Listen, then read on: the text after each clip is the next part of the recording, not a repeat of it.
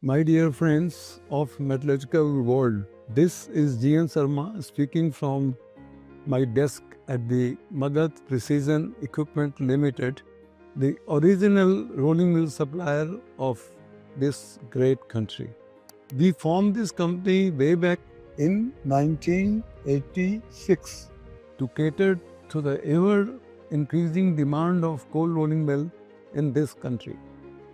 Fortunately, I had the experience of working on rolling mills at my great metallurgical company, Mecon in Ranchi, and I had the privilege of getting trained at the world's biggest rolling mill designer and supplier, that is Wheel United Incorporated in Pittsburgh, USA.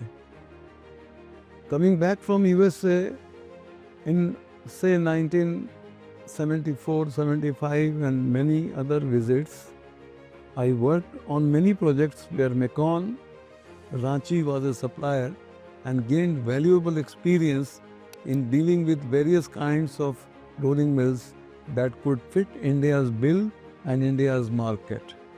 As I realized that the mills supplied by our parent company, United and Mecon combined, was too expensive for the common small operators of Indian steel, I thought of leaving that company and starting my own company to meet the needs of the growing Indian market.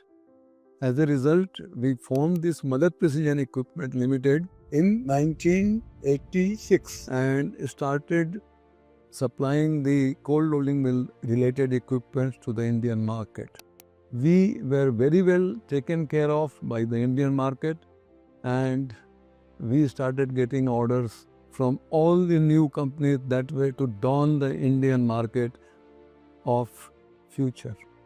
In this process, we used all that we learned in America at the doors of Wheel United Incorporated and my esteemed company in India, that is Metallurgical and Engineering Consultants based in Ranchi, a unit of SAIL. The demand of the cold rolling mills that came for consideration in late 90s was of such a type that the mills must be reliable, at the same time very economical, so that it serves the private sector needs of emerging India.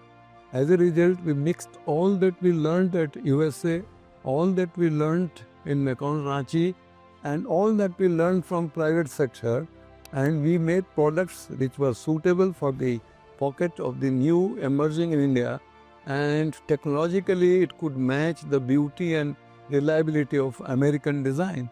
This was very well taken off by our customers, and we got valued orders from companies like Jindal and even Tata Iron and Steel and other emerging steel companies which came into light in the first decade of this century.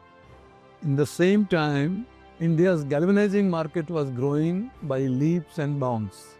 We laid our hands for the manufacture of the galvanizing lines also, and we built the first galvanizing line for Jindal. Thereafter, we started getting valuable orders from other groups. They purchased so many galvanizing lines from us, and then in their own way, they laid their own foundation of flat steel making in this country.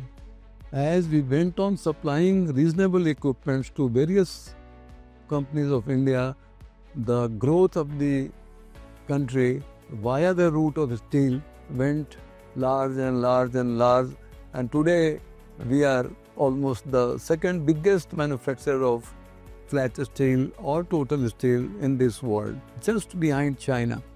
And a day will come, maybe in next 10-15 years, that we may catch China, and the biggest advantage will be to our country through the hard labor of companies like us. There are many more companies like us coming into the market, and their total growth will take India from a place that we are well above the Chinese economy.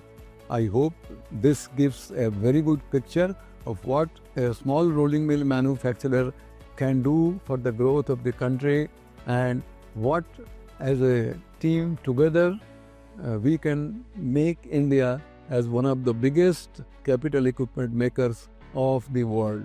I wish all the best and hope we grow at a very fast rate. Thank you all. Thanks a lot. Best of luck.